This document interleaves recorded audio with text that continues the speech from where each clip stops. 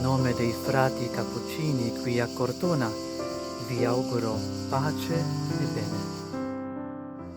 Per favore, padre, mi ha detto una volta un tizio, prega tu per me, perché Dio non mi ascolta. Un'anziana poi mi ha chiesto una volta, ma padre, se muoio nel peccato mortale, vado all'inferno?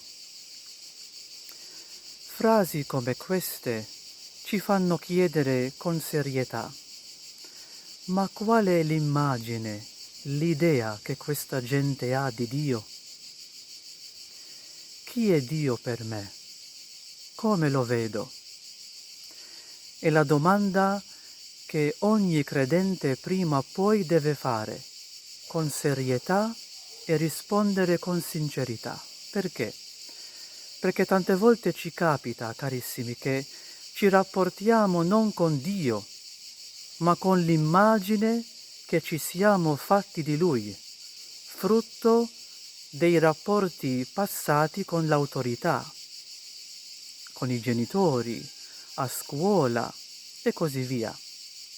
Infatti, in molti cristiani le immagini positive di Dio sono spesso sopraffatte con immagini del tutto diverse, ovvero sbagliate, distorte ed errate, come per esempio il Dio giudice severo e minaccioso, un uomo duro che miete dove non ha seminato e raccoglie dove non ha sparso. Oppure il Dio contabile gretto, che è sempre pronto a ricordare le mie mancanze.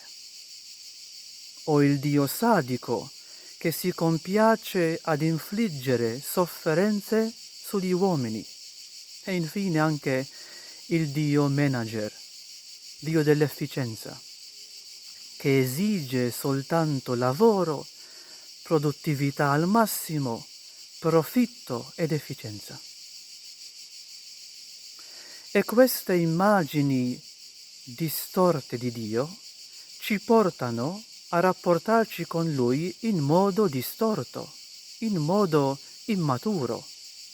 Per esempio, se la mia idea di Dio è di un Dio prevalentemente giudice severo e minaccioso, il mio rapporto con Lui sarà dominato maggiormente dalla paura. La paura ci tiene distanti da Dio, non ci fa crescere spiritualmente, perfino ci può anche portare agli scrupoli, che non sono per niente salutari. Se vedo Dio come un uomo sadico, un Dio sadico, sarà la rabbia a dominare, a qualificare il mio rapporto con Lui. Certo, la rabbia può avere il suo posto nel rapporto con Dio, ma guai se rimaniamo incollati in essa, perché mai arriveremo a sperimentare, a riconoscere la vicinanza di Dio, che invece ci appare sempre come un avversario da combattere. Infine, l'idea di Dio come un manager esigente ci fa camminare verso Dio mossi maggiormente dal senso dell'obbligo o del dovere e non dall'amore. E ci fa percepire la sua grazia come qualcosa da acquistare o da meritare e mai come un dono da ricevere, perché donato gratuitamente. Carissimi, ma Dio non è così. Dio non è né un contabile gretto, né un giudice severo e rigido, né un sadico, né un manager che esige efficienza. E il rapporto con Lui non deve essere così, cioè maggiormente dominato dalla paura che paralizza, o dalla rabbia che acceca, o dal dovere, dall'obbligo che appesantisce tutto.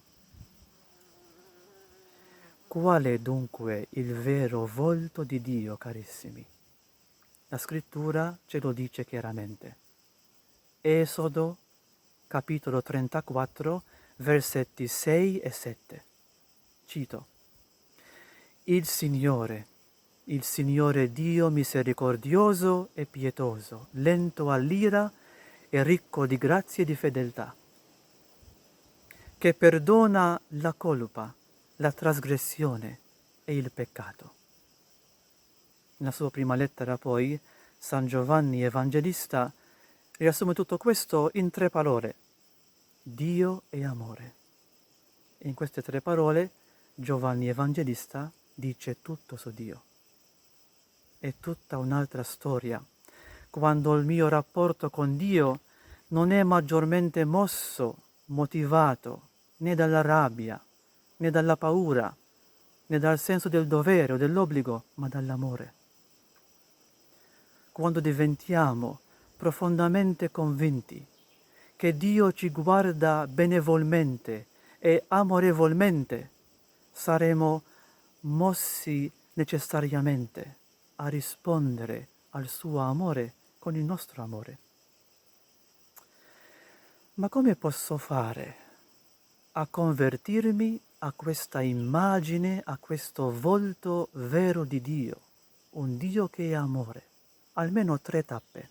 La prima: devo decidere seriamente di smascherare le false immagini di Dio presenti in me, cioè dargli un nome, riconoscere quelle immagini errate di Dio che realmente sono radicate in me. Per esempio, confessando a me stesso, dicendo: è vero, io vedo Dio ancora prevalentemente come un giudice duro con me e severo. E il mio rapporto con Lui è ancora, respira ancora un clima di paura. Ecco, la prima tappa è di smascherare le false immagini di Dio in me. La prossima tappa, la seconda, è di valutare il mio rapporto con l'autorità nel passato, nella mia storia. Perché?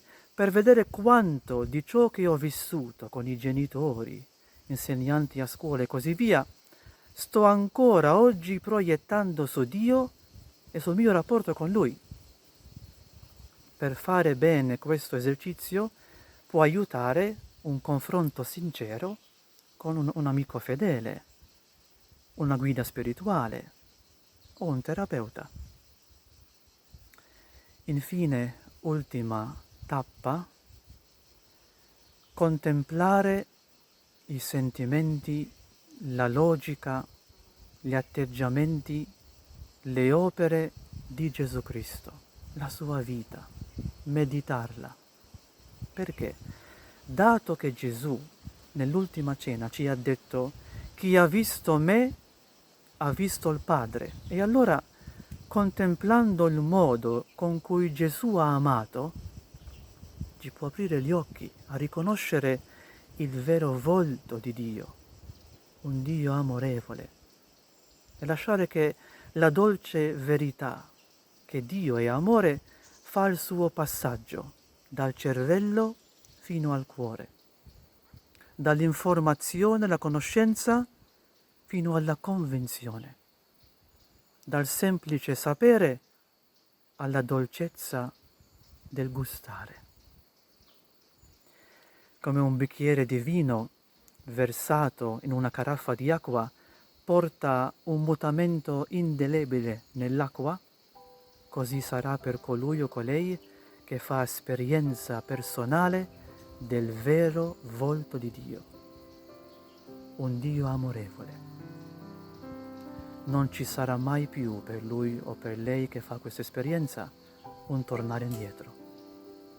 E tale esperienza del volto di Dio amore che auguro a tutti voi, cari fratelli e sorelle. Buon cammino.